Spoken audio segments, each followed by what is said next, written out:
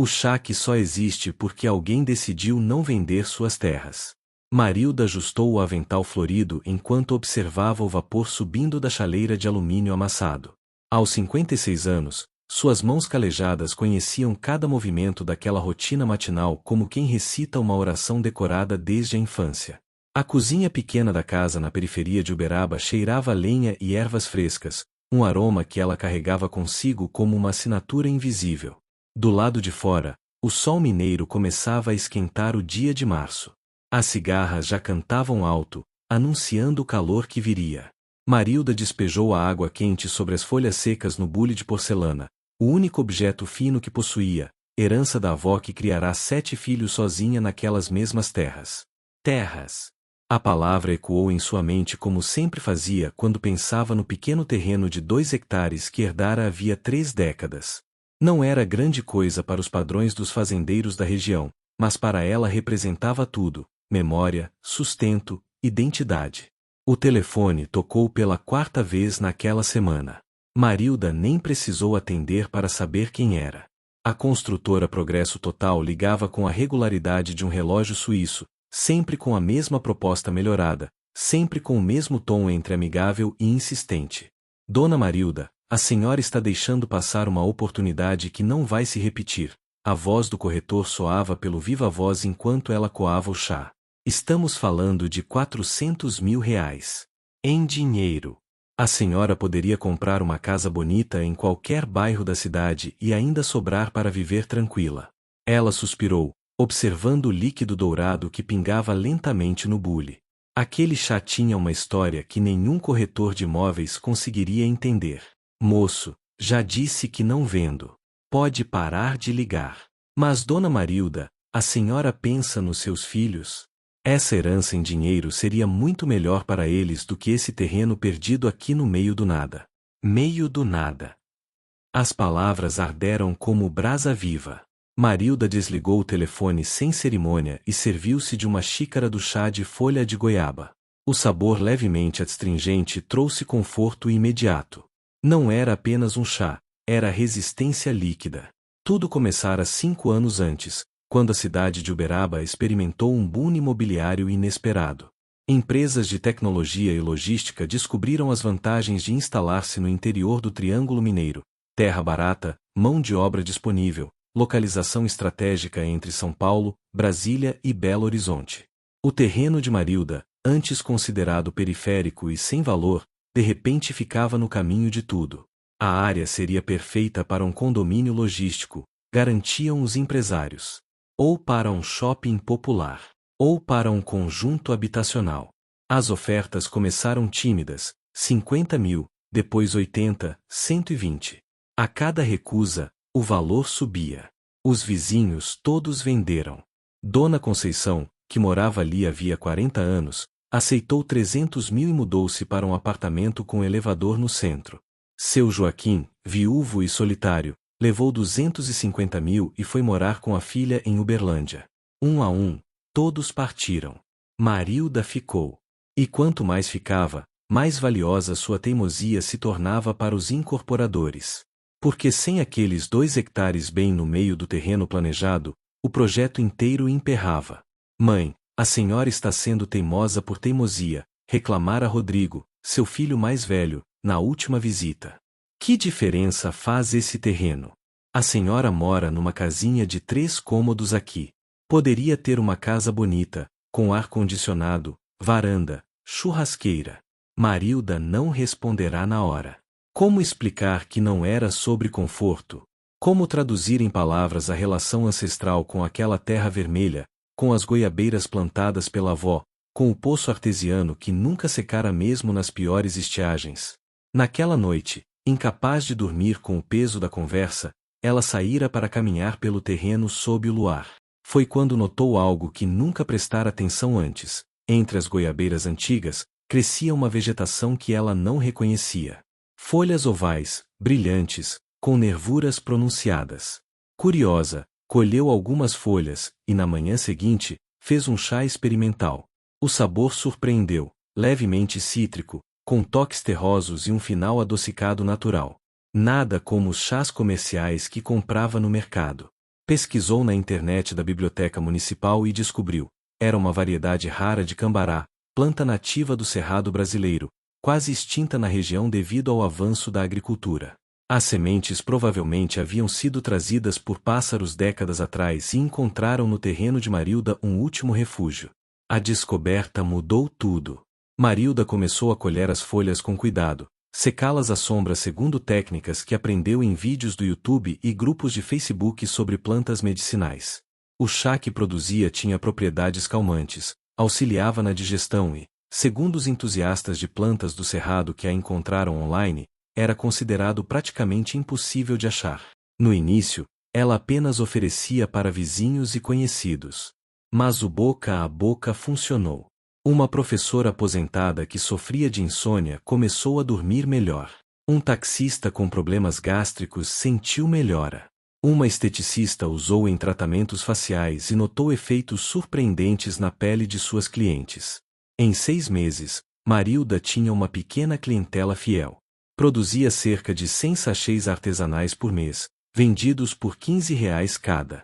Não era fortuna, mas completava sua aposentadoria modesta e, mais importante, dava propósito aos seus dias. Foi então que conheceu Helena, uma nutricionista de 32 anos que se mudará para Uberaba vinda de São Paulo. Helena estava pesquisando alimentos funcionais do Cerrado para sua tese de mestrado e quase caiu da cadeira quando descobriu que Marilda cultivava cambará. A senhora entende o que tem aqui? Helena perguntara, os olhos arregalados ao visitar o terreno pela primeira vez. Essa planta está em risco de extinção. Há estudos científicos sobre suas propriedades antioxidantes e anti-inflamatórias. E a senhora tem um bosquezinho inteiro. A parceria surgiu naturalmente. Helena traria o conhecimento técnico, Marilda forneceria a matéria-prima e o conhecimento empírico.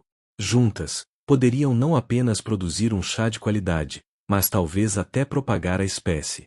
Criaram a essência do Cerrado, uma marca pequena mas com propósito. Helena conseguiu uma pequena certificação sanitária através de contatos na Universidade Federal. Marilda aprendeu sobre embalagens sustentáveis, rotulagem adequada e controle de qualidade. O primeiro lote de 200 unidades esgotou em 3 semanas nas feiras orgânicas e lojas de produtos naturais de Uberaba. O segundo lote foi maior, 500 unidades, e chegou a Uberlândia e Araguari. Enquanto o negócio crescia timidamente, as ofertas pelo terreno se intensificavam. A construtora Progresso Total agora oferecia 500 mil. Depois 600 mil. Os corretores passaram a aparecer pessoalmente, sempre bem vestidos, sempre com tablets mostrando simulações do que seria construído ali. Dona Marilda, a senhora está atrapalhando o progresso da cidade, disse um deles, perdendo a paciência. Empregos estão em jogo. Desenvolvimento. Futuro. Progresso. Desenvolvimento. Futuro. Palavras bonitas que significavam o fim das goiabeiras centenárias, o fim do cambará raro, o fim da memória viva de sua avó plantada naquele chão. E o futuro de quem depende dessa planta? Marilda rebateu, segurando um sachê do chá. E o futuro de quem está redescobrindo o valor do que é nosso, do que é natural, do que não precisa vir de fábrica com nome difícil? O corretor revirou os olhos, mas Marilda tinha certeza. Não pelo dinheiro, embora 600 mil fosse uma quantia impensável para alguém como ela. Não pela teimosia, embora todos a acusassem disso. Mas porque finalmente entendia que estava guardando algo maior que ela mesma. Helena a apoiava integralmente. Mais que isso, trouxera uma ideia revolucionária: transformar parte do terreno em um refúgio particular do patrimônio natural. Com essa certificação ambiental, o terreno ficaria protegido por lei, impossível de ser vendido para incorporação urbana. O processo era burocrático e demorado, mas Helena conhecia os caminhos. Ambientalistas locais abraçaram a causa. Um documentarista independente ficou interessado em registrar a história. Até um vereador progressista da Câmara Municipal se ofereceu para ajudar. Numa manhã de agosto, Marilda recebeu uma visita inesperada. Não era corretor nem empresário. Era uma senhora de cabelos completamente brancos, elegante apesar dos 80 e poucos anos, apoiada numa bengala de madeira trabalhada. Eu sou Dona Mercedes, ela se apresentou com voz firme. Minha família vendeu terras para essa construtora. Vim agradecer por você resistir. Marilda ofereceu chá, sempre oferecia chá, e as duas sentaram-se na varanda estreita da casa. Dona Mercedes revelou que sua família possuíra uma fazenda inteira naquela região. Vendera tudo década por década, lote por lote. Agora vivia confortavelmente num apartamento de luxo, mas havia perdido algo no processo. Sabe o que mais me dói? Disse ela, os olhos marejados. Meu neto não conhece uma goiabeira.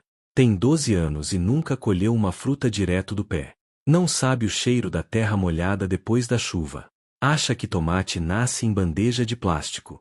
Elas conversaram por horas.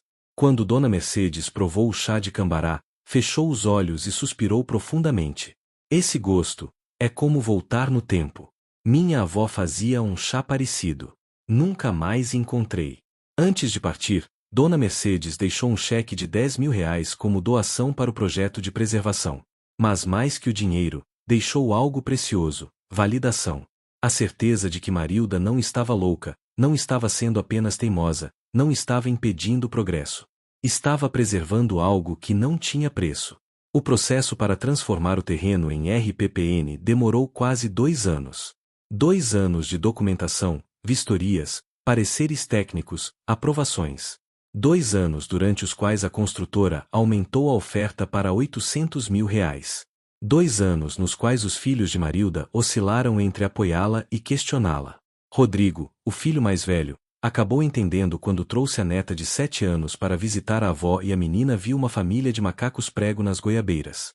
Vó, existem macacos de verdade. Ela gritara, extasiada.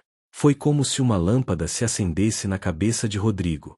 Sua filha vivia grudada em telas, achando que natureza era assunto de documentário. Ali, naqueles 2 hectares que ele considerava sem valor, existia um mundo vivo, pulsante, real.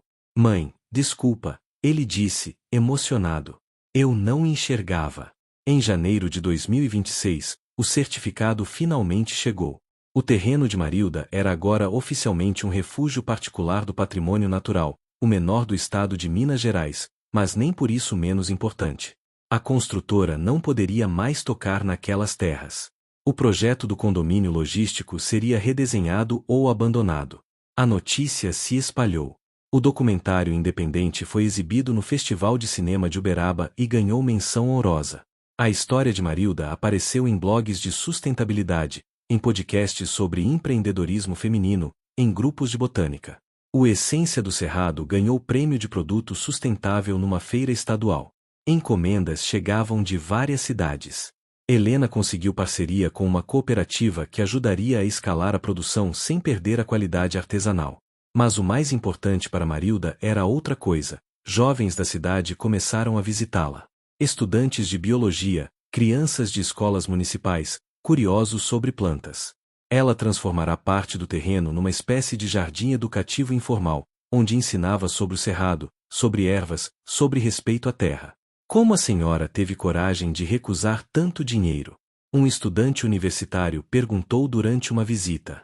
Marilda serviu-lhe uma xícara do chá dourado antes de responder.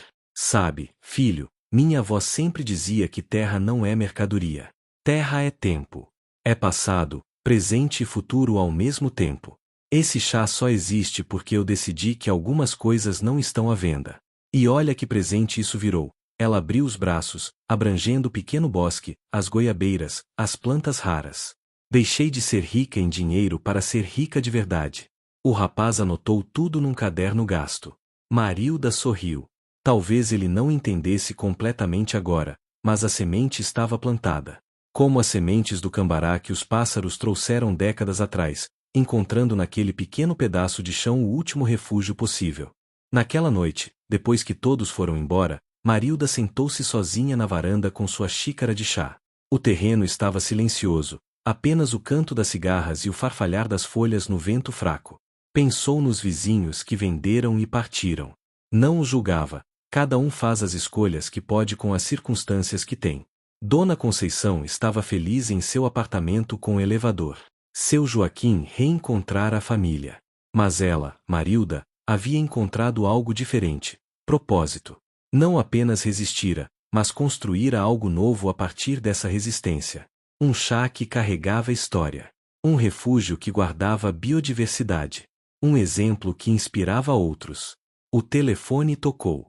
Ela atendeu distraída, esperando outro corretor insistente. Dona Marilda. Era uma voz feminina, jovem. Meu nome é Juliana. Li sobre a senhora na internet. Sou de Araxá e estou tentando impedir que vendam o sítio da minha família para uma mineradora. A senhora poderia me contar como conseguiu? Marilda sorriu. A semente germinava. Claro, filha. Vem tomar um chá comigo. Tenho muito para te ensinar. E assim, enquanto o vapor subia da chaleira na cozinha pequena daquela casa simples na periferia de Uberaba, Marilda entendeu completamente. Ela não havia apenas salvado um terreno. Havia plantado uma ideia. E ideias, como as melhores sementes, têm o poder de se espalhar pelo vento, encontrar solo fértil nos corações certos e florescer onde menos se espera. O chá que só existia porque alguém decidiu não vender suas terras era, no final das contas, muito mais que uma bebida. Era a prova viva de que nem tudo precisa ser medido em dinheiro. De que resistência pode ser criativa. De que o progresso verdadeiro às vezes significa preservar, não destruir. E que uma mulher de 56 anos, com mãos calejadas e coração firme, pode mudar o mundo, uma xícara de chá por vez.